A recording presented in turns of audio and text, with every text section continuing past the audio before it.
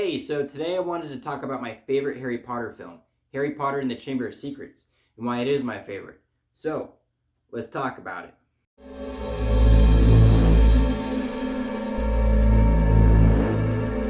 Oh, just chilling in my garage and talking about movies.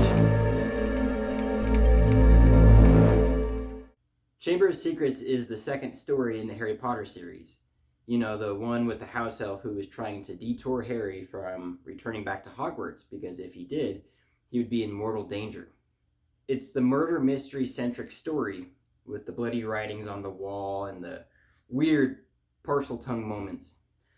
A lot of it is known for that. Regardless of that, I still love it, despite it being sort of out of character for Harry. The film came out in 2002 and it was directed by Chris Columbus. He also did the first movie. The way I like to see it is like the first two movies are like in their own little bubble, because after that the rest of the series is very different. It has a much of a darker, more mature atmosphere to it. These first two movies really capture just like the family friendly magic of Harry Potter, and this is the last one that we get of that. Now, if you've ever dived into Harry Potter fandom, especially when you're talking about the films, Chamber of Secrets is usually at the bottom of the barrel for a lot of people. I've seen a lot of rankings, and for a lot of people, I guess, Chamber of Secrets is like their least favorite Harry Potter movie, which I get it. I'm not gonna lie, I see the flaws in the movie. There's a lot of them. One in particular is that it takes too much from the book, which is kind of a weird flaw. Like 90% of the book is in the movie, and not all of that really translates very well on film. And so what you get is a very overstuffed movie, and granted, it is the longest Harry Potter film. It's almost 3 hours long. But that's the reason why I love it. It has fucking everything. I mean, think about it. It has the Whomping Willow. It has the flying car. It has the Basilisk. The Polyjuice Potion scene, where the CGI and everything still holds up to date. The big ass spider Aragog. Fucking Dobby. The greatest Quidditch match in the entire series is in this movie. Like, look at this shit. It's so creative and so inventive, and there's so many stakes in this scene. I don't think you could get any better than this when it comes to the Quidditch scenes. This is top tier. There is so much in this movie that is so iconic to the Harry Potter franchise altogether, with all the lore and the substantial world building. And we get to learn more about Lord Voldemort. We get to see him as like a younger kid before he becomes like this evil dark lord. It's really fascinating to me. Not to mention the rivalry between Malfoy and Harry, which I wish that they did more of in the sequels, because I don't know, them two like going at it is just so much fun to me.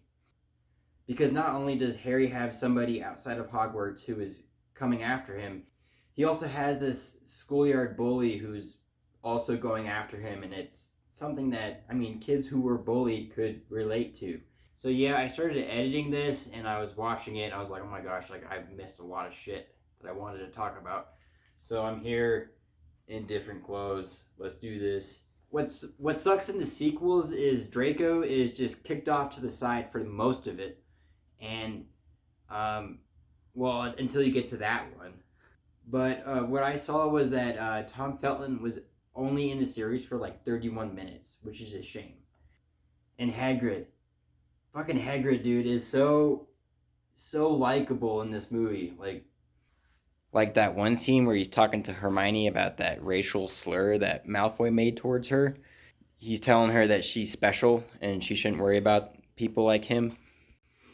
He's such a sweetheart in this movie. And I know that, a lot of people don't like Lockhart. I mean, he's probably one of the worst Defense Against the Dark Arts professors. But his arc is so satisfying, because like he is like this cocky ass celebrity. Everything's always about him, and he thinks he's better than everybody. And he tries to have like this relationship with Harry saying like, hey, you have the same pedestal too, like we have something in common. But it also shows us too that Harry is this very humble character, and we just love him even more for that. And the ending for Lockhart when he loses his memory is perfect. Now you may call this cheating or like nostalgia lens, but I've spent the most time with this movie. This movie came out when I was like 4 or 5, and my parents bought it on DVD. I just played it over and over again. Like, I could recite the movie, like from beginning to end. I loved rewatching the Basilisk scene. A scene like this garners this final act as a truly epic showdown. It's a lot different than it is in the book.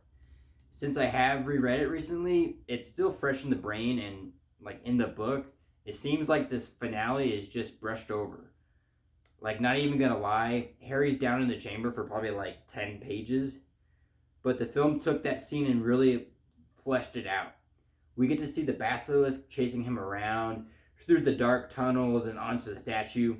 We feel the danger with this cat and mouse chase, and the way it's done is incredibly cinematic.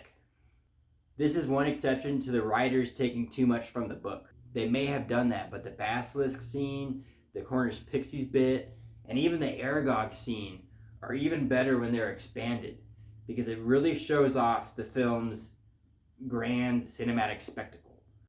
It truly captivated me as a kid with all the monsters and the fantastical creatures and the spells, the slugs, the polyjuice potion.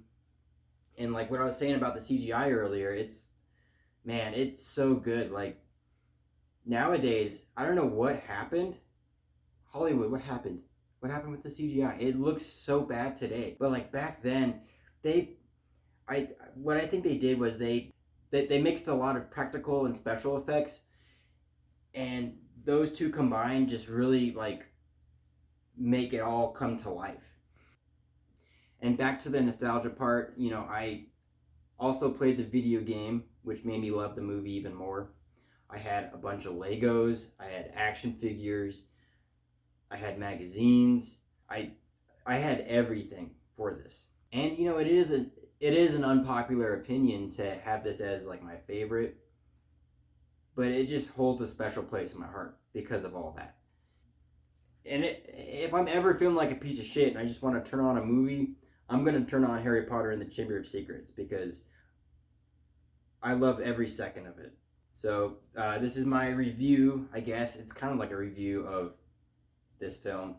I can't believe I forgot to talk about this, but we were also introduced to the rest of the Weasley family, and we get to enter their house, and we see all their intricate like knickknacks and shit. It got me all excited as a kid, like, oh my gosh, like this is like a true world, like not even just Hogwarts, but we have all these magical things in this person's house, and I don't know, it's just fun. It's magical. It's whimsical. It's all the above.